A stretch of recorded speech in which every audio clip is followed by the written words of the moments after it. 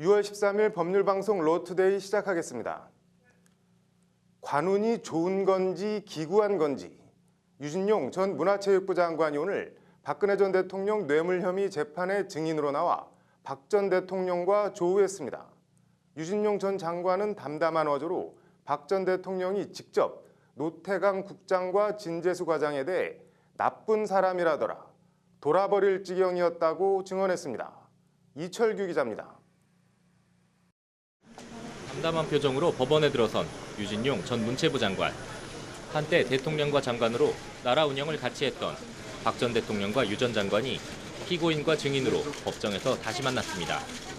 검찰이 박 전 대통령이 수첩을 들여다보며 체육국장 노태강과 진재수가 나쁜 사람이더라라며 인사조치를 하라는 지시를 했냐고 질문하자 유 전 장관은 담담하지만 뚜렷한 어조로 이렇게 진술했습니다. 정확하게 기억하기로는 나쁜 사람이더라가 아니고 나쁜 사람이라더라 라고 표현했다. 그래서 더 그게 기억에 남았다고 증언했습니다. 박 전 대통령이 본인 표현으로 노태강 국장과 진재수 과장을 나쁜 사람이라고 한 게 아니라 나쁜 사람이라더라라고 남의 말을 옮겨 더 기억에 뚜렷이 남았다는 겁니다. 박 전 대통령이 유독 승마협회를 챙긴 이유에 대한 특검 질문엔 정책 담당자로서 그때 가졌던 가장 큰 의문이 왜 유독 승마만 챙기느냐는 것이었다고 진술했습니다. 장관이면서 본인도 그때 왜 그랬는지 최순실 씨와 정유라 씨의 존재를 몰랐다는 취지입니다. 유 전 장관은 그러면서 축구와 야구, 배구와 농구도 있고 중요 종목도 많은데 대통령이 유독 승마를 챙기는 그 이유를 몰라서 속된 말로 돌아버릴 지경이었다고 말했습니다. 문재인 정부 들어 최근 문체부 제2차관으로 부활한 노태강 당시 체육국장과 진재수 체육정책과장에 대한 징계 배경도 밝혔습니다. 노태강 당시 국장이 울면서 자기들을 징계하지 않으면 부처가 큰일 난다. 자기를 징계하는 모양을 갖춰달라고 해서 할 수 없이 한 달을 직무정지로 놔뒀다는 것이 유 전 장관의 설명입니다. 그러면서 청와대가 능력이라든가 품성, 부정부패를 징계 사유로 든 건 말도 안 된다고 덧붙였습니다. 유 전 장관은 노무현 정부 시절 문체부 차관으로 있을 때 당시 실세였던 양정철 비서관과 인사 문제 등으로 갈등을 겪다. 배째 드릴까요라는 말을 듣고 차관에서 물러났다가 박근혜 정부에서 문체부 장관으로 복귀한 인물입니다. 노무현 정부에선 차관 경질, 박근혜 정부에선 장관직을 경질당한 유진용 전 장관. 나라에 충성할 뿐 정권에 충성하지 않는다는 그의 소신과 증언을 법원이 어떻게 받아들일지 주목됩니다. 법률방송 이철규입니다. 정유라 씨가 오늘 오후 1시 20분쯤 세 번째로 검찰에 소환됐습니다. 어제 오전 검찰에 소환돼 14시간 넘게 조사받고 귀가했던 정 씨는 13시간 만에 다시 검찰에 불려나왔습니다. 정 씨는 오늘은 혐의 인정 여부 등을 묻는 취재진의 질문에 아무런 답도 하지 않고 조사실로 들어갔습니다. 검찰은 이화여대 업무방해 혐의, 청담고 공무집행 방해 혐의와 관련해 정 씨의 가담 정도를 규명하는 데 수사력을 모으고 있습니다. 또 외국환 관리법 및 범죄수익 은닉 규제법 위반 등 추가 혐의 입증을 위한 증거 확보에도 주력하고 있습니다. 감사원이 국회가 감사를 요구한 최순실 국정농단 관련 문화체육관광부 및 산하기관에 대한 감사 결과를 오늘 발표했습니다. 발표 내용과 관련자 징계 소식을 정순영 기자가 전해드립니다. 감사원이 오늘 문체부와 산하기관의 최근 3년간 추진사업 전반에 대한 633쪽 분량의 감사 보고서를 발표했습니다. 감사 결과에 따르면 김종우 전 문체부 차관은 최순실 씨가 실질적인 운영자였던 K스포츠재단을 도와주도록 직원들에게 이런저런 지시를 내린 것으로 확인됐습니다. 정유라 씨의 경우엔 대한체육회가 승마협회에 지급한 선수 훈련 수당 등을 점검한 결과 훈련 결과 보고서에 훈련 장소도 구체적으로 적지 않고 날짜도 명확하지 않은 등 주먹국으로 운영된 것으로 드러났습니다. 또 최순실 씨와 차은택 씨가 주도한 이른바 늘품체조는 늘품체조의 운동 역학적 분석 및 과학적 근거가 없다는 담당자의 보고서에도 불구하고 문체부가 이 체조 보급에 2억 7천만 원을 들이는 등 국민 세금을 마구잡이식으로 쓴 것으로 나타났습니다. 감사원은 문체부 국장급 간부에 대해 정직을 요구하는 등 최순실 국정농단 관련 공무원 등 28명에 대한 징계를 각 소속 기관에 요구했습니다. 감사원 관계자는 위법 부당한 지시에 대해 법령 위반 여부 등을 검토하지 않고 그대로 이행한 관련자에게 징계를 요구함으로써 공직사회의 잘못된 관행에 경종을 울리는 것이라고 강조했습니다. 이 관계자는 그러면서 청와대가 가볍게 얘기를 하거나 김종 전 문체부 차관 혼자 한 지시를 담당자들이 법률적 검토도 안 해보고 일방적으로 이행했다며 공무원들의 무사 안일한 태도를 질타했습니다. 이 관계자는 문학의 블랙리스트와 관련해선 청와대에서 지시가 내려와 문체부 실무자들이 따르지 않을 분위기가 아니었다고 말해 청와대가 블랙리스트에 최종 책임이 있음을 분명히 했습니다. 감사원은 청와대 문화체육비서관실이 문체부의 블랙리스트 이행을 지시한 사실까지는 확인했으면서도 그 윗선에 대해서는 재판이 진행 중이라며 더는 조사하지 않아 아쉬움을 남겼습니다. 법률방송 정순영입니다.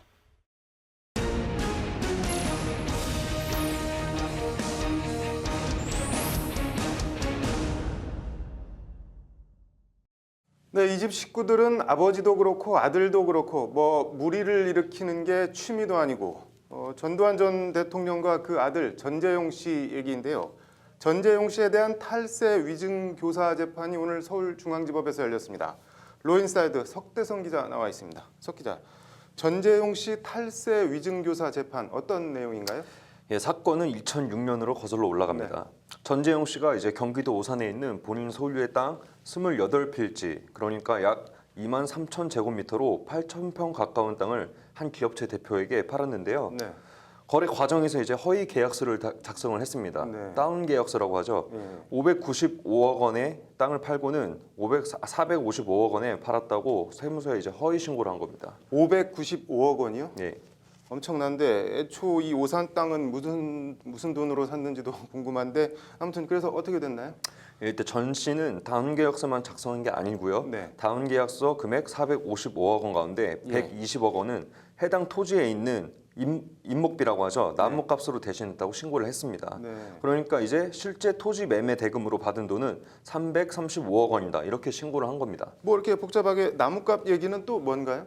예, 저도 이번에 처음 알았는데 네. 나무를 사고 파는 데는 세금이 부과되지가 않는다고 합니다. 네. 전재용 씨는 이 점을 악용해서 받지도 않은 나무값을 받았다고 이제 꼼수를 부리면서 신고를 한 겁니다. 네.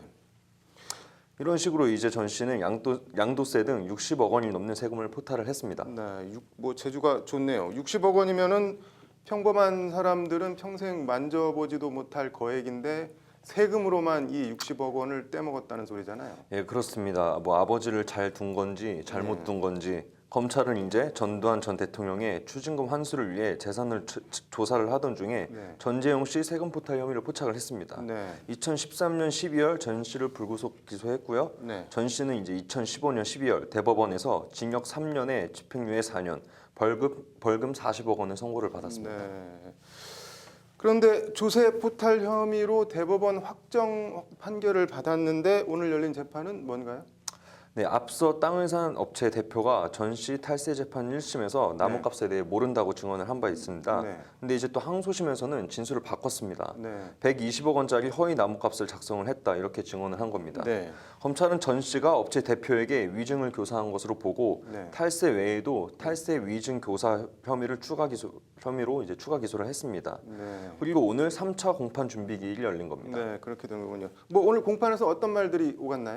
예, 오늘 공판 준비 기일은 굉장히 짧게 끝났습니다. 네. 땅을 산 이제 대표가 현재 해외에 거주하고 있는데 연락이 안 되는 상태입니다. 네. 그리고 전 씨는 지금 원주교도소에 수감 중이기 때문에 네. 오늘 일찍 끝났습니다. 네. 재판부는 이제 업체 대표의 회사 직원과 가족들에게 대표의 소재지를 확인을 하고 재판 관련 자료를 제출하라고 전달을 했습니다. 네.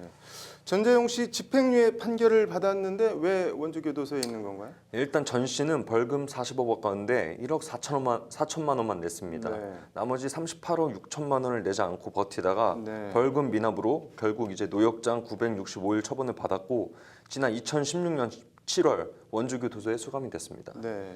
뭐 수천억 원에 달하는 추징금 안 내고 버티면서 뭐 수중에 29만 원밖에 없다. 뭐 아버지 전두환 전 대통령을 떠오르게 하는데 뭐 낼 거 안 내고 버티는 건 이 집안 내력인가 보네요. 전재용 씨, 그런데 이른바 그 교도소에서 황제 노역 논란이 있었잖아요. 예, 그렇습니다. 2년 8개월 동안 하루 7시간씩 네. 교도소 내 쓰레기를 뭐 수거를 하거나 네. 배수로를 청소하는 노역을 수행하라고 처분을 받았는데 네. 하루 일당이 400만 원으로 책정돼서 네. 이른바 뭐 황제 노역 논란이 일었습니다. 네. 전 씨가 내지 않은 벌금 38억 원을 네. 노역장 처분일수 965일로 나눠보니까 하루 400만 원이라는 일당 계산이 나온 겁니다. 아, 그렇게 일당이 나온 네. 건가요? 뭐 노역장 일수에 따라서 벌금을 다 탕감해 준다는 건데 2년 8개월만 버티면은 뭐 수십억을 버는 거니까 저라도 버티겠는데 뭐 최저 임금까지는 아니더라도 상식적인 기준에 맞춰서 뭐 노역장 일수를 좀 늘릴 수는 없는 건지 뭐 관련 법 개정이 좀 필요해 보이네요. 잘 들었습니다. 네, 로인사이드 석대성 기자였습니다.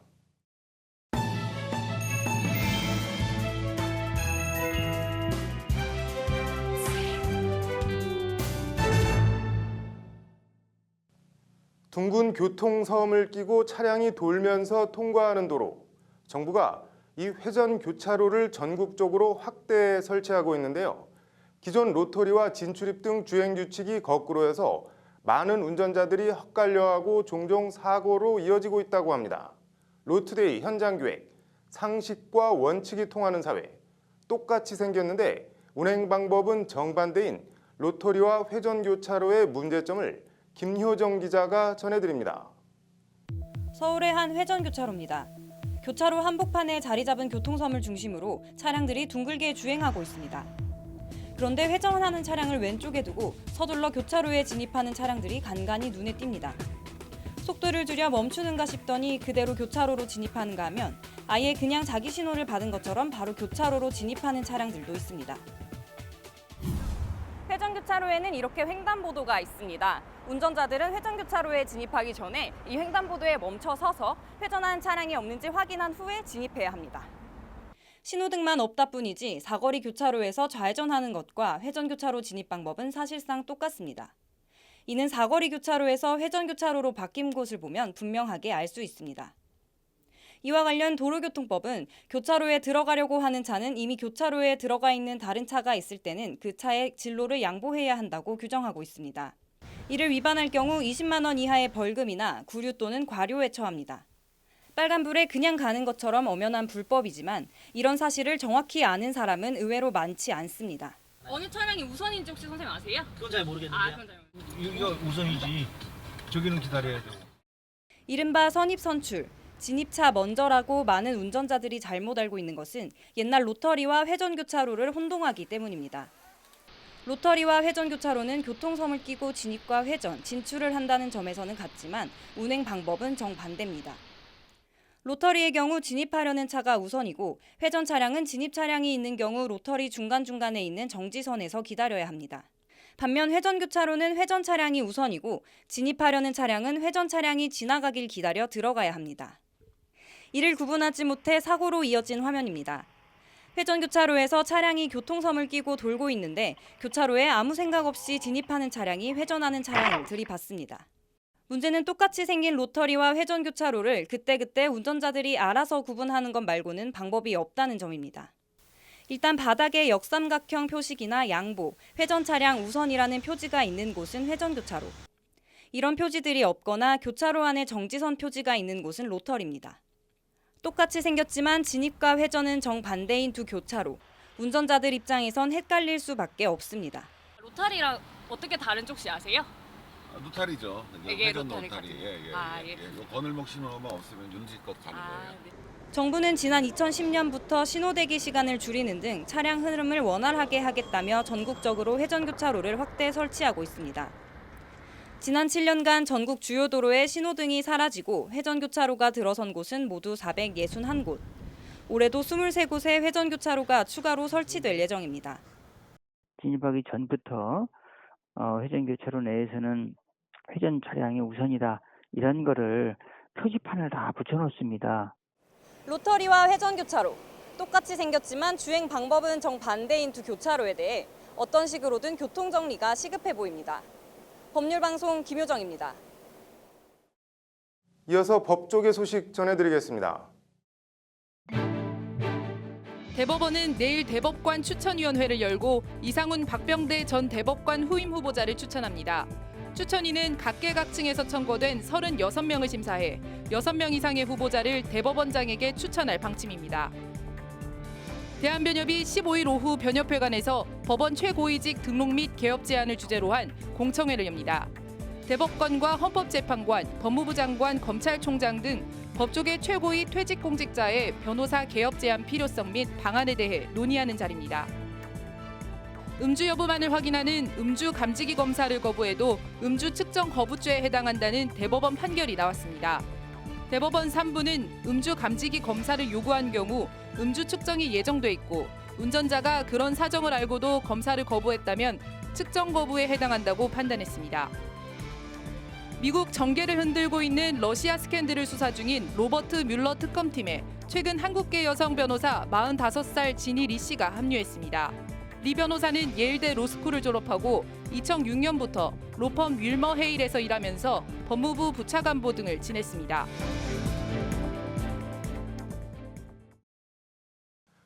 (6월 13일) 법률방송 로투데이 마치겠습니다. 시청해 주셔서 고맙습니다.